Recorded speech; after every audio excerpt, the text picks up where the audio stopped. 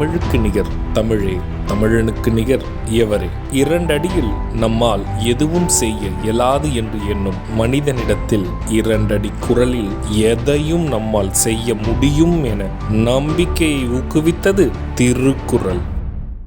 வணக்கம் குழந்தைகளே. வணக்கம் பகலவன் ஐயா. இன்னைக்கான குறளை நம்ம பார்ப்போமா? ஓ, பார்க்கலாமே. சரி, பாடத்துக்குள்ள போலாம். இன்னைக்கான குறள் அதிகாரம் 75 அரண். குறள் எண் 746. எல்லா பொருளும் உடைத்தாய் இடத்துதவும் நல்லாள் உடையது அரண். ஐயா, நீங்க சொன்ன இந்த குறளோட பொருள் என்ன? இதுக்கான பொருள், போரில் பகைவரால் முற்றுகையிடப்பட்ட காலத்தில் உள்ளிருப்போர் வாழ்வுக்கு வேண்டிய எல்லா வசதிகளும் உடையதாய், பாதுகாப்புக்குச் சிறந்த வீரர்கள் நிறைந்திருப்பதாய் இருப்பதே அரணாகும்.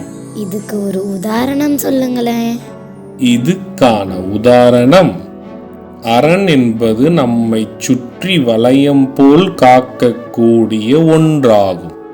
அதை சுவரால் பெரிய அறை போல் உருவாக்கி எதிரிகளால் முற்றுகையிட்ட காலத்தில் அறைக்குள் அனைத்து வசதிகளுடன் இருப்பது அரண் காத்து நிற்பது போலாகும்.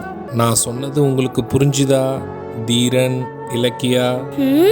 நல்லா புரிஞ்சுது ஐயா. இனி இந்த குறள் எங்களுக்கு மறக்கவே மறக்காது. சரி பசங்களா, நாளைக்கும் இதே மாதிரி சுவாரஸ்யமான குறளை பார்ப்போம். நீங்க வீட்டுக்கு போன உடனே என்ன பண்ணணும்? இன்னைக்கு நாங்க படிச்ச குறளை அப்பா அம்மா கிட்ட சொல்லி காட்டுவோம்.